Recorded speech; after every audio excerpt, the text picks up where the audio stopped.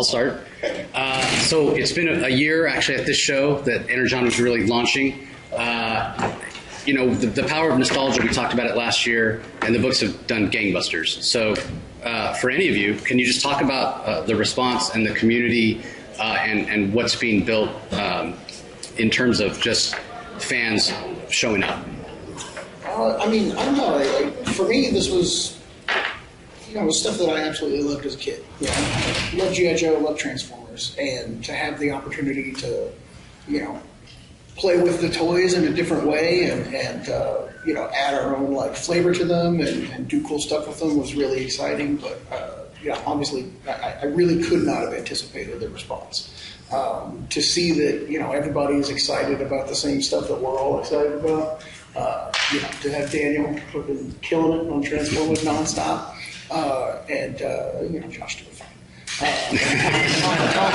Tom's doing a great job. It's all Tom. But it's just really gratifying to see that people love this stuff as much as we do. But I will say, like, we've been absolutely floored with the response.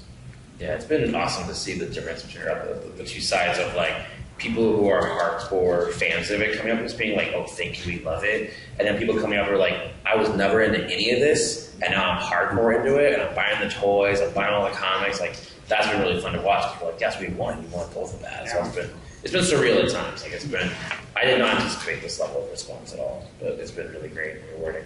There were a lot of people at our signing yesterday that came up to us and said, "I was not a G.I. Joe fan at all, and these books have made me a fan." Yeah. And that's cool to me, because the power of nostalgia, like you said, is cool for all the old fans. I like it when the new fans come up too, and they're like, "This is something that I am now interested in." It's kind of my mission in the book, is to also get other people interested in this stuff. Yeah, that's awesome. You always knew that, right? You're like, they're gonna love it. Yes. Has the relationship with Hasbro changed at all over the course of the year? Sean, you want to handle that one? You didn't talk last time. They like us. Yeah. So last year when we met him, when I met Lenny, who designs all the toys last year, when I met him, I could tell he was excited, but I could tell he was kind of like, "Who's this guy?" You know, but he was excited. But then when I saw him on Wednesday, I walked by, and all I wanted to do was say hi to him. He was talking to somebody. He turned around and he goes, "There's my fucking guy." And he hugged me. He was like, "Thank you for Cobra Commander. Thank you." And he's a big dude. You know he means it when he's hugging you. So I guess that's the difference from my perspective. No, we have a good relationship. We've been in touch with, it's not a secret, with both the toy teams on the G.I. Joe side and Transformers side, and they brief us on what's coming up in case there's any characters that we're going to debut, and we can look at the designs. It's been no secret that we use G.I. Joe classified designs pretty early on, and Tom Tweak and the G.I. Joe comments doing his own spin on them. But yeah, it's good to just keep each other apprised and, you know, see where it goes. I mean, the DNA of these properties is that, you know, it was all everything. It was comics, it was toys, and everything kind of fed into each other. And I think that we're embracing that. Like, we're trying to make sure that you know, the cool toys are making the cool comics, and the cool comics are making the cool toys, and, you know, we're going to try to make sure that we can, you know, like, play with whatever Hasbro is, you know, putting together, and you know, try to accentuate that as best we can. What surprised you guys about this first year of working on these books? You know, in terms of your own feelings towards the characters or the feelings of fans, you know, like, was a character who wasn't your favorite? Did you find that they were actually like your favorite to write for, that kind of stuff? I liked Clutch a lot when I was a kid, and I liked the Vamp, but writing him, actually, I figured out, I mean, all of them really, once I started getting into it, you figured their head, you started learning more about them, you started getting closer to them, but Clutch kind of surprised me through that. Through this whole process, there happened a lot of characters, I'm not sure what to say, but it was interesting to see which characters, what? You should. Okay, there we go. It was interesting to see which characters people were the most requested. Like, that just surprised me at times, you know, like, that was, even the ones I thought were popular, there were other ones that I liked, but there were some that was like, oh, wow, that character is way more popular than I thought they were. Yeah, it's never what you expect. It's never what you expect. That was surprising, but yeah, I shouldn't say what you mean. I would actually say that when we saw the drawing for the smiley face Cobra Commander, I was like, oh, that's cool. And then, like, the fans are like, no, that's fucking awesome. So, like, that really surprised me of being like, we try to throw as many cool and interesting moments out there, and then what the fans respond to has been, like, you know, take its own course. Robert, to kind of touch on what you were saying, I think it is very safe to say that we're in the prime era right now of G.I. Joe and Transformers. And a couple of things you didn't touch up on is looking a little forward is in theaters, we got the massive the collaboration of the two worlds. What is that like for you all, and to be really like the catalyst to this wave, occurring right now? What is it like to kind of see that moment coming to light? I mean, I have to say that was a weird coincidence, to be honest. The fact that they were planning that at the end of that Transformers movie, having that G.I. Joe reveal. When we started talking to Hasbro very early on about what we were doing, they were very much like, we can't talk about what we're doing, but I will say that it is very close to what it is you are proposing, which is a lot of fun. And so, we're doing something a little bit different, but it is cool that, that's kind of the zeitgeist right now, that everybody wants to see these things interacting. And so, I'll just say, Skybound's focus is on these comics. Lorenzo de Bonaventura and his team are putting together those movies, and I know Lorenzo a little bit, and we talk from time to time, but I am not involved. We're not involved in that stuff. We'll just, be fighting and begging to get into screens when that stuff comes together. Yeah, no, I just think it's a good synergy. I have already seen Transformers 1, though, and it's pretty rad. Yeah. It's pretty rad. I just think, like, as fans, it's a good synergy because, as you mentioned, no matter how you enter the realm now, it's hitting on all cylinders. So some people may experience it the first time in theaters, come back to the comics, and vice versa. So. One of the things I really appreciate about all the books has been the fact that it's been so accessible. I know you just mentioned that someone wasn't a G.I. Joe fan growing up. That was me. But I love how you've been slowly introducing us to these new characters, these new stories, where it doesn't feel rushed. It feels very meticulous. I guess my big question would be, from a world-building perspective, is it a different process because you have such a deep history with these characters versus an original IP?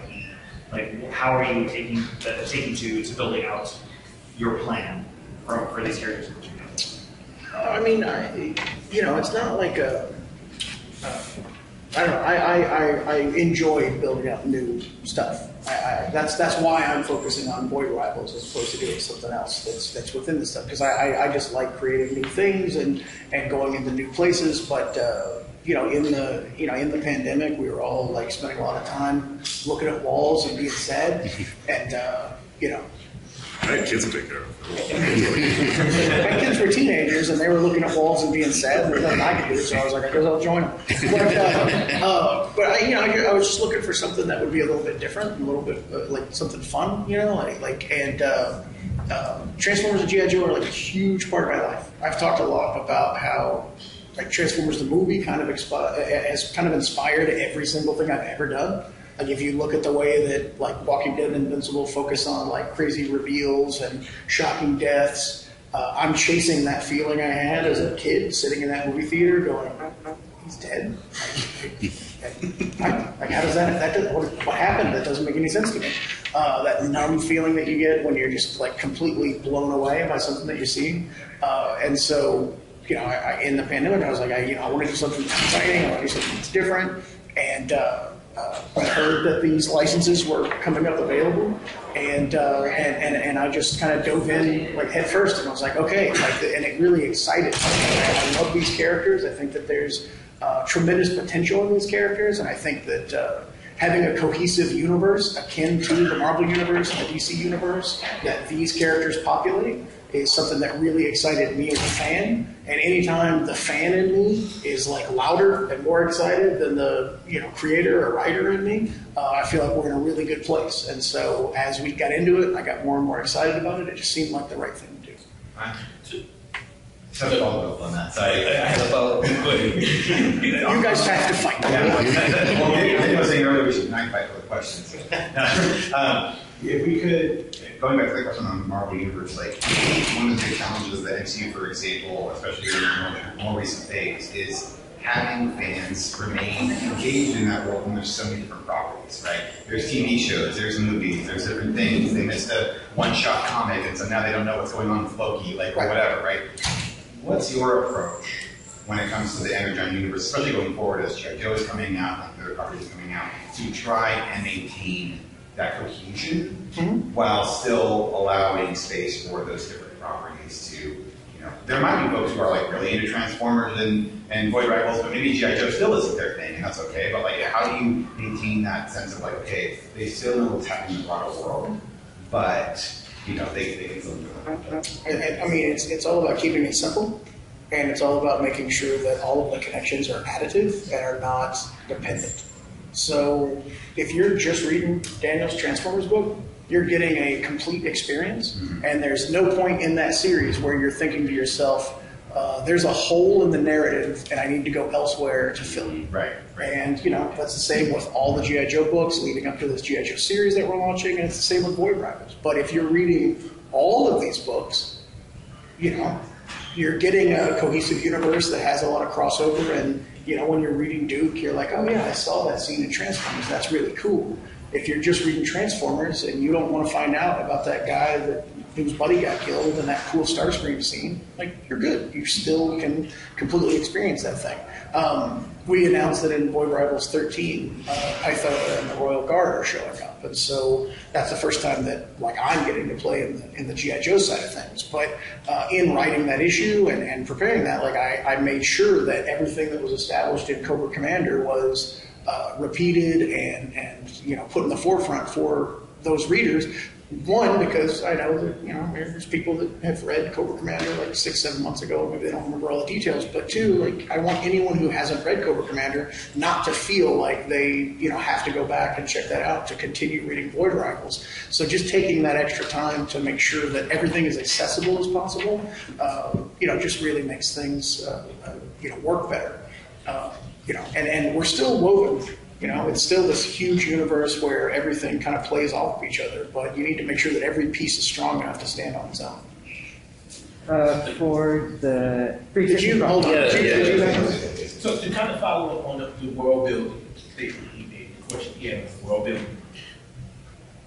Before recently, Void Rivals, their place in the Energon Universe was they met Jetfire and all the folks on that planet. However, we get this big, huge reveal in issue 10 about them probably being closer to the universe than we may once have expected. Yeah. Was that always the plan, or did it kind of come about as these series developed along the way? It was always part of the plan, but the details, come more into focus as the story coalesces, if that makes sense. Them being tied, who constructed the sacred ring and what the purpose of the sacred ring is, all of that stuff was in there. There's things like the fact that the gems on their foreheads are energon ports, that kind of stuff, emerges as you're telling the story. For me, that's the fun of writing comics, is you make these plans so that you have a solid foundation, so that you're not going to stumble at any point, but you always give yourself the latitude to enhance things if a better idea comes along, or solidify things that you may have that are kind of loosely worked out. But having them tied into the history of Cybertron and Zerta being Zerta Trion was always part of the plan. For the pre-existing properties, are you interested in having characters other than the original continuities appear? For Transformers, at least, there's the Beast Wars and Unicron trilogies. Go ahead, Dan. You can go. Okay.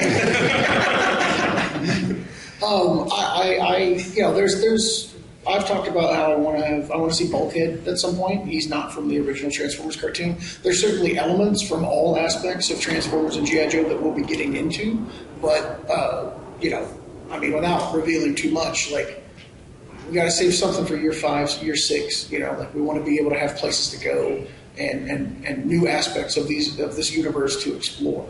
And so certain things, you'll start to notice, in year 2 or 3, you'll be like, I haven't seen that guy yet. Where's that guy? Why haven't they shown up? That's by design, to Josh's frustration. We have some new stuff coming up in G.I. Joe, which we'll be talking about the panel probably a little bit more. And I think even, like I said, the looks of them were inspired by Classified, so as much as the storytelling is based off of the animated show, G.I. Joe, the looks are modern, so that's kind of how we're approaching it. To build off of what we just mentioned, I think within the Energon universe you have exceptional writing, extremely captivating, amazing art. But the thing that's been truly impressive has been the level of. But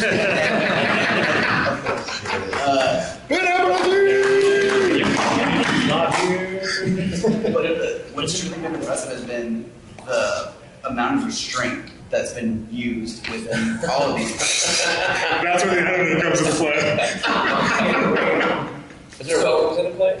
Because of that, so you have these toys that, of course, everyone wants to see mashed together. You want to see G.I. Joes, you want to see Transformers go up against one another and then eventually team up and go up against the villains. But you've been able to drop those seeds in to give a little taste, but been able to hold back. So initially when you were planning out this first year of these books across the board, what did those discussions look like as far as deciding on when you're going to reveal this particular character? Or we're going to hold off on using Megatron for an extended period of time. What did those discussions look like? You should talk. Yeah, Megatron was always part of the plan that he was not in play in Transformers 1. And part of where he was a big part of the story of the first arc. Something like G.I. Joe, in which we knew the goal of those 4 miniseries was to establish G.I. Joe and Cobra at the end of it. I think we had to shotgun more characters into there just because there's more players. But I think the internal conversation, once with success, we were able to actually dial back some of the introductions because we're confident in the storytelling of everyone involved up here to execute on them. And once you get to the status quo of seeing all that familiar stuff, then there's 300 issues of Real American Hero Plus that you can see Cobra versus G.I. Joe. It's more about the journey of everyone getting to those points that we're focused on right now. Yeah, there was a tremendous amount of thought that was put into how do we make the Skybound version of these characters, the Energon Universe, feel different than what came before. And so if we had introduced, Transformers issue 1 and it was Optimus Prime versus Megatron, it would have very much been okay, I guess we're doing this again. And so there were, a lot of characters that were pulled off the table to force us to, opening G.I. Joe with a series called Duke. It's because we want to show you that Duke has the potential to be as cool, as a Snake Eyes, as a Cobra Commander, as some of the, bigger marquee characters, like Shipwreck. And we're announcing here. We're doing a new Shipwreck. Once you introduce Shipwreck, weekly where do you series. go from there? That's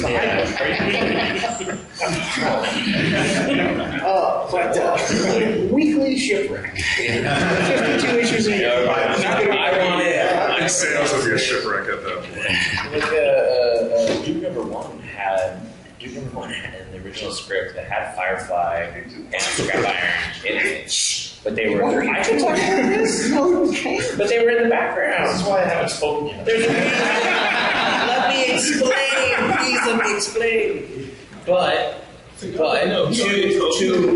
Robert and Sean, they made a point to me. They were because there were background things, and it was why would we want to introduce characters in the background? Make sure each and every single one of them has the best introduction possible. And actually is a story reason, not just thrown in, because I am impatient, and so I want as much in there as possible. And there's a series of Robert and Sean, no. So that's how it's been. So look at the changes. So there's a lot of thought. There is, once we got past that, there was a lot of thought into every time we do that stuff. It's a lot of, like you said, restraint.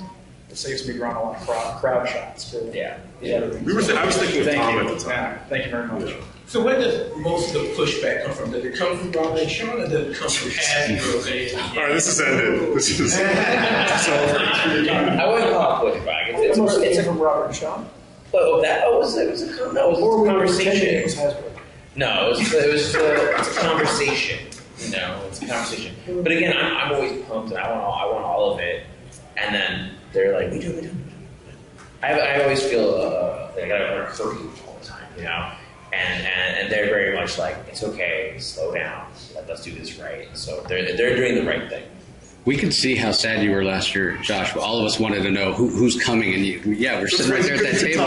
Yeah, and you're like true. It's a funny thing. It was even with Kirkman. I couldn't even describe what that book was. And like, Yeah. They can't say we were talking anything. this last night where I'm like, Your head was going, come on. yeah, I was ready to just be like, I'm for laws in it, and then yeah, no, but yeah. Well, that was we were able to keep that secret up until it came out. Like we were able to manage to keep the Cobra Law and Megatron was the Cobra Law was secret that entire time, and I still have people that come up to me. And they'll come to me and they'll show me the issue 1 and they'll be like, yeah, the moment I turned that page I saw Cobra Law, like they flipped out. Actually, last night I was walking the streets, coming back from a party, and I ran into a friend of mine. That's what I do. So I was leaving the party, I was coming back to the hotel, and I ran into a friend of mine. And I've told this story, I think, to you guys before. When I was in college, I had a friend who hated the G.I. Joe movie. Hated it. So we would argue about it all the time. And I knew when we were doing Cobra with Iron Boy, I knew that he was going to be the one to be like, Cobra. But I ran out on the street last night, and he walks up to me, and I was like, I know you hate it. I know. I'm already ready for it. He was like, no, you don't get it. I love it. I'm so happy. He was like, when I was reading Cobra Commander, and I turned that page, and I saw Cobra Law for the first time, he's like, you guys did it right. It was exciting. It was fun. And I was like, all right, cool. Is this the comic shop? When I was, the comic book store. I turned it all these years. Yeah, I went to that story. Yeah. That guy's name was Brian Gibbs. Well, Daniel, last year is to go back. If you recall, you were talking about the challenge of Transformers with your art. I think you said, I've never drawn a straight line before. Now these guys are all straight lines.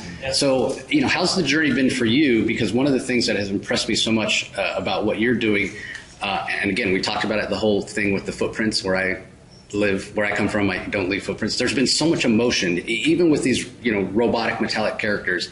You've managed to, just in your art, just enhance it with so much emotion. So talk a little bit about that. I just was like, man, what would make me feel like I'm connected to these characters? And I try and do that. And then everyone's like, you want to do one? And I'm like, yeah, it's going to be really cool. And then, the deer thing, we all know. Hasbro didn't like the deer thing. And, I had to kind of stick my foot in the ground and be stubborn. And it changed the entire universe. So, I don't know. Yeah, I always feel like you approach everything. Whenever I read your work, like whenever I heard it talk, I'm always like, I always feel like you're like a rated R Pixar. It's all hard. Even just now, I'm gonna be really super cheap. Even right now, when he was talking about the straight lines thing, I was like, you can't draw a heart from the straight line. I wish Pixar was that good. Yeah, there's so much heart in his work. You're reading his work, and it's so much heart every page. I remember when I read issue 1 and 2, I texted you, and I was like, God damn, dude, this is so good. You did text me saying, God damn, dude. Yeah. I read issue 2, I was like, oh, God, raise the bar so high. Fuck. Yeah. I'm sorry for swearing. Before I started reading the new Transformers, I never thought in a million years that I would think, what I want is a cartoon with the Transformers looking like Murder Thug. And now I do. And now that's what I want. Cool. Yeah. Continuing on this theme of Optimus and sort of the design, the emotional core of that character, I was actually really struck by your cover for issue 9 of Optimus holding up the world on that white background. Yes, right on. And I guess I'd be interested in a bit more insights on as the series has evolved and you're still kind of on the writing narrative for this, like what your thoughts were and how Optimus's emotional connection to the world will evolve because of the trip. Like how did that play out? Did that evolve as the story went on? Did it go down a different path than you initially expected in terms of how you would build those connections with various characters?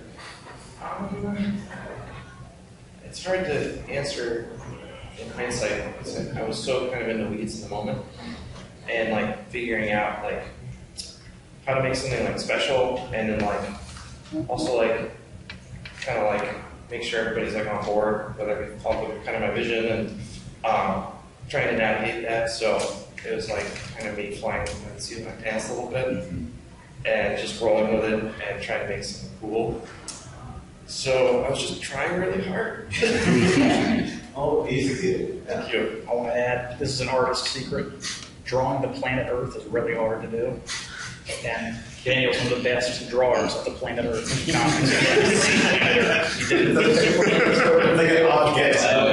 draws incredible planet Earth.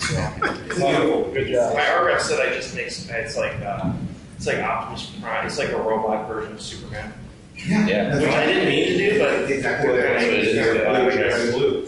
yeah, with like a big arm. So, Jorge has been killing it on the art of the play. Do you miss the drawing, or has it made the writing much easier for you now that you don't have to focus on it? Well, so I don't usually apologize for the scripts I write for my artists because I kind of know what the story needs and what's going to get people or myself excited, and I don't know what's going to get people excited. I can guess. And so the more challenging it is for me to draw, the more fun it is. So maybe I should be apologizing to Jorge when I hand him scripts that are absolutely insane. But as you said, he's been absolutely killing it. He makes my life very easy. He is a storyteller in his own right. I think he can probably write and draw his own stuff because he's just my scripts are pretty simple. There's not a ton there. He's really making magic out of that. So, he's making my job really easy. And I'm very thankful for him. Yeah, he's a genius. He's really good. When Dan sent in the script and it was like, Jorge, please draw this whale and every aquatic sea life, and then they're going to go into a blender. The murder vacuum. Yeah, the murder vacuum was what it was called in the script. We weren't able to call it the murder vacuum. It was the murder vacuum was a working title. I forget what we officially call it. Yeah. But poor Jorge is like texting me, he's like, "What the F, man?" That's like success. Yeah, and I'm like, should I hit the brake? G.I. Joe. Oh, sorry. He has a hand up. Yeah. Is there a point like Void Riders will more or less bridge a gap between the existing Transformers and G.I. Joe books, or will it continue on its own to further expand the Energon universe? I mean, location-wise, Void Rivals being out in deep space, I guess, puts it in its own little pocket. But I think as the story progresses, as we get deeper into the Energon universe, you'll see a little bit more interaction, especially like with issue 13, where you're seeing the Python character go out into space. So there's definitely going to be a lot more interaction as we go forward. Yeah, I'm always spoiling things. I'm talking too much. But eventually you'll see, hopefully at some point you'll see the Void Rivals characters on Earth. Let's go here next. Is there any influence from your own past works or a prior continuity version from the licensed works that is impacting your Energon Universe writing or direction? You mean like outside of the cartoon? Yeah, outside of the cartoon. I mean, yeah, like the movie, the G.I. Joe movie, I think about that movie all the time. There are times where I'll just put it on, and there are times I'll send him the script at the beginning. I'll put the intro to the movie at the intro of the script just to be like, this is the vibe. So definitely things like that, And does, I guess, Daniel have any thoughts on The 86 Transformers film is kind of like the vibe Bible that I used for, at least for drawing, and kind of Jorge's done a really good job carrying that on. And, the more the characters get introduced, I like TF Wiki. I'll look at some stuff, It's got a funny voice. It's got an entertaining voice for It's Wiki. kind of jokey, under all the pictures, it's like a joke. It's like, there's only Transformers funny. Yeah, it's Transformers funny. Sorry. It's not really funny. So I love sometimes because I know what people expect. So every once in a while, you put a blanket over people and say, this, what's going to happen. And other times I rip it away, and that's a really fun dynamic to play with. There's actually one time, sometimes what influences me is the fans, if they make me too upset, I'll kill their favorite character.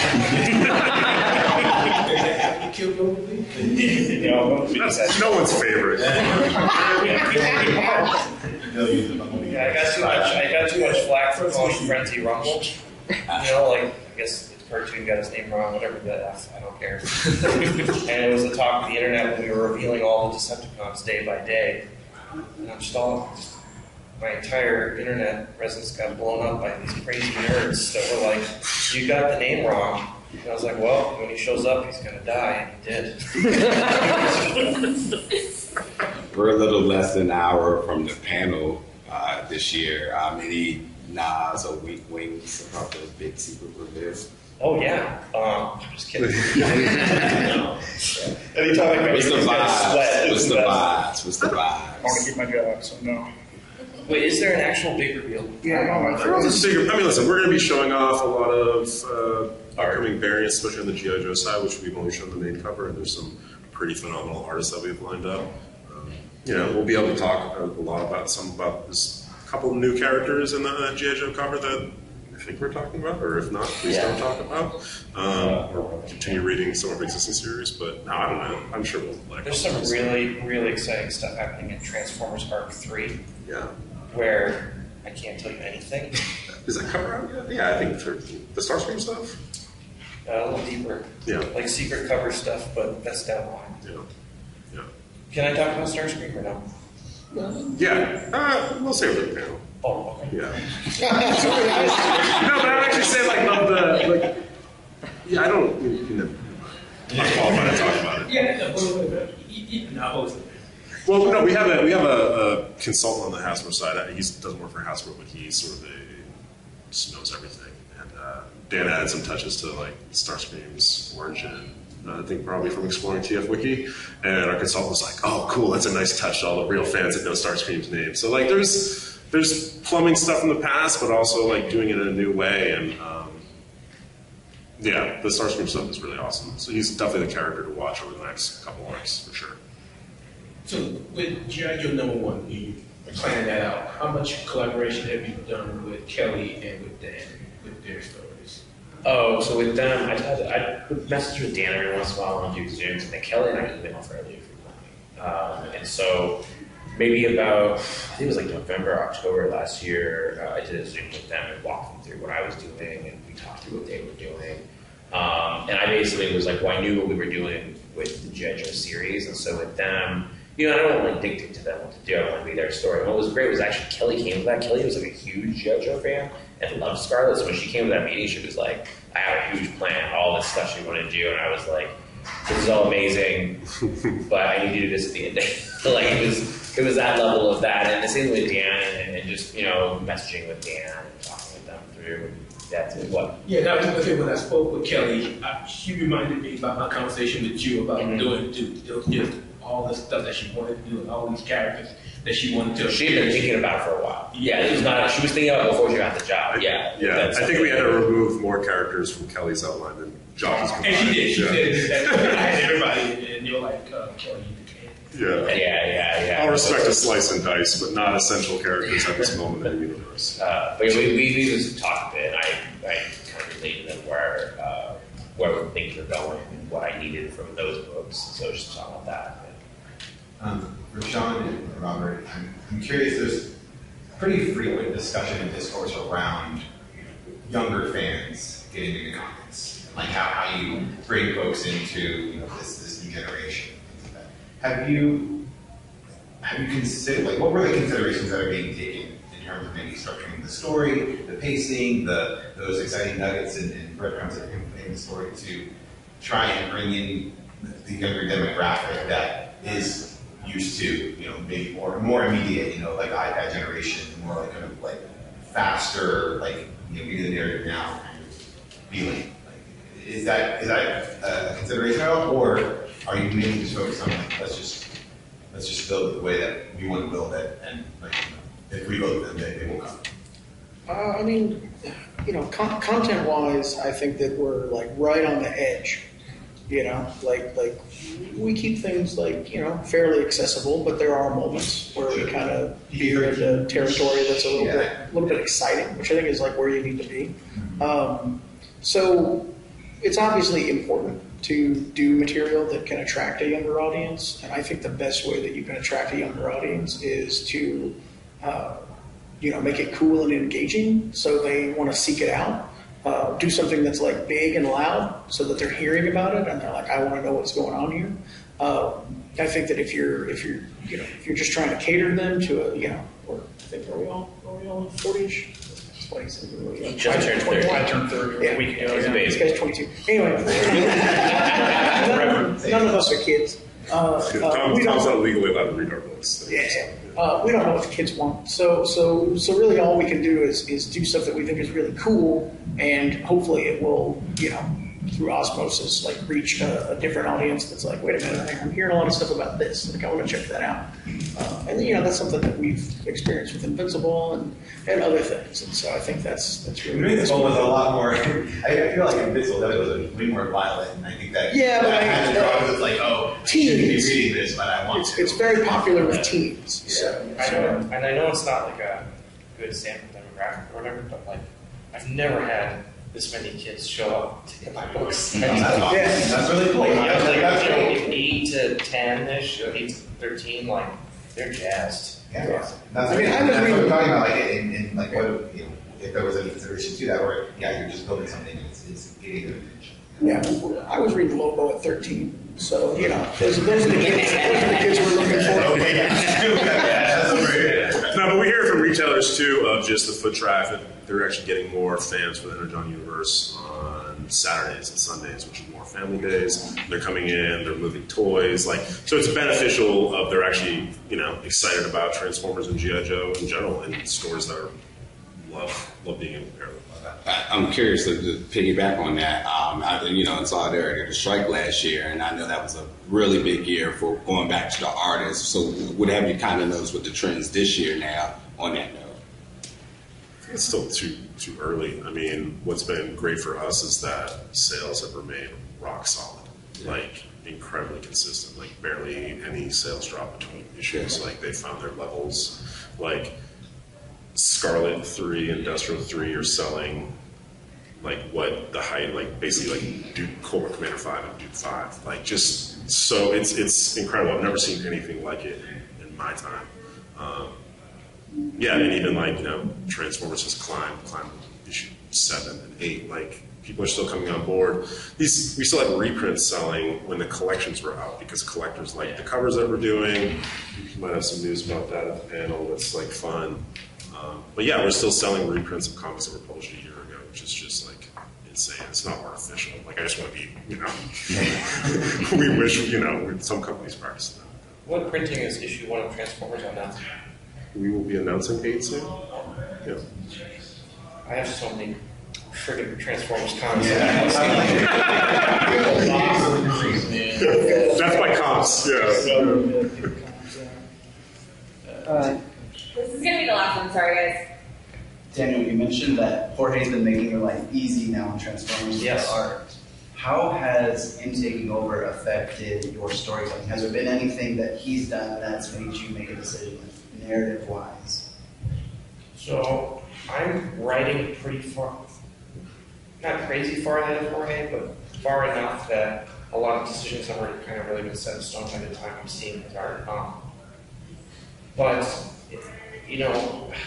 so I can honestly say not really.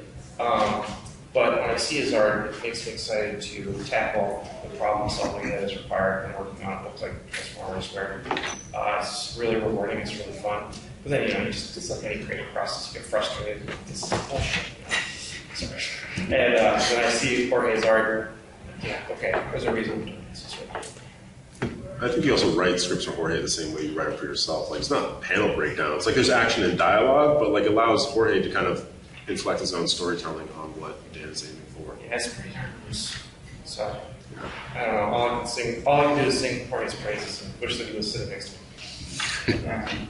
All right. Thank you guys so much. Thank you.